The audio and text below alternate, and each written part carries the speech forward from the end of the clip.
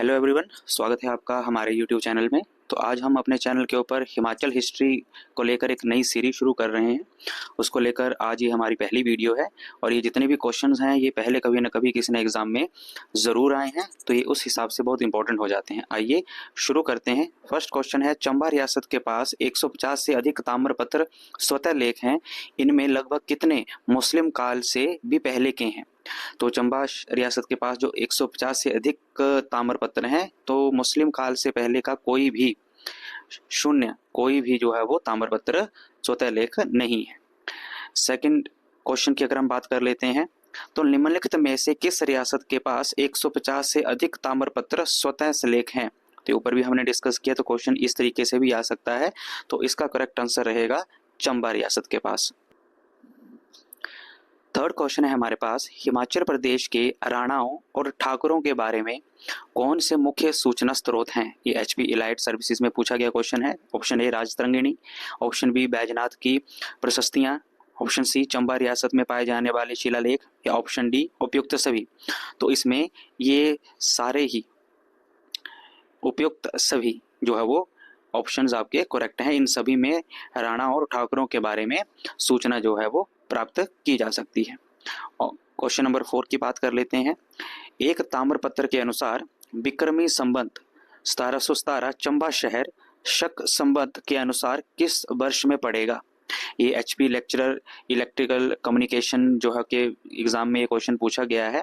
तो इसमें पूछा है कि विक्रमी संवत आपको दे रखी है, आपने इसको कन्वर्ट करना है शक संवत में।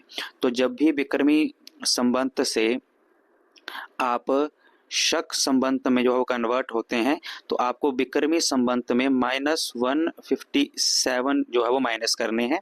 तो आप जो है वो विक्रमी संवत से शक संवत में जो है वो पहुंच जाएंगे। तो इसका करेक्ट आंसर है हमारे पास ऑप्शन ए 1582 कर लेते हैं। चकली तांबे के सिक्के जो 10वीं शताब्दी के आसपास मौजूद थे, हिमाचल प्रदेश के किस क्षेत्र से संबंधित थे? तो ये थे हमारे पास चंबा रियासत के से संबंधित थे। हिमाचल प्रदेश में प्राचीन अभिलेख किस एक प्राचीन लिपि में उत्कीर्ण नहीं किए गए हैं? ये HAS प्री एग्जाम में जो है वो पूछा गया क्वेश्चन है कि हिमाचल में जितने भी अभिलेख लिखे हैं वो इनमें से किस लिपि में नहीं लिखे हैं? तो वो हमारे पास इंडो ग्रीक लिपि में जो है वो नहीं लिखे गए हैं। सोहन घाटी जो 40,000 वर्ष पूर्व पुराने औजारों की खुदाई के लिए कभी प्रसिद्ध हुई थी, अब कहाँ पर है? तो ये HAS प्री 2006 में जो है क्वेश्चन पूछा गया था। तो अब ये जो सोहन घाटी है वो पाकिस्तान में है। नेक्स्ट क्वेश्चन की बात कर लेते हैं। ये क्वेश्चन बहुत ही ज्यादा इंपॉर्टेंट है।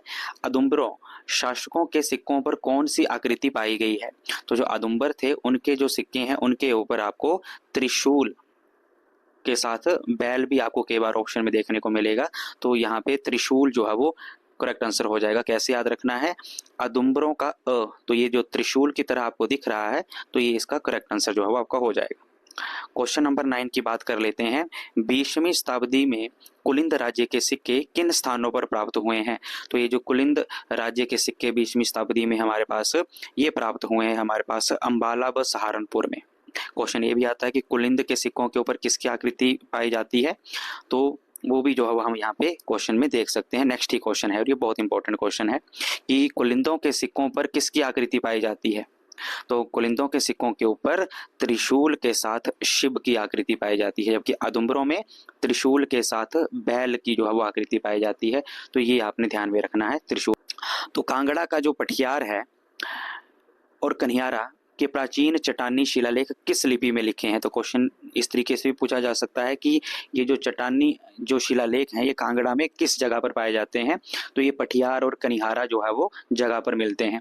अब वहां पर ये किस लिपि में लिखे गए हैं? तो ये हमारे पास लिखे गए हैं ब्रह्मी और खरोष्ठी। ब्रह्मी और खरोष्ठी जो है वो आपने याद रखना, इस लिपि में लिखे गए हैं। तो आई होप आपको ये सीरीज पसंद आए। Thank you.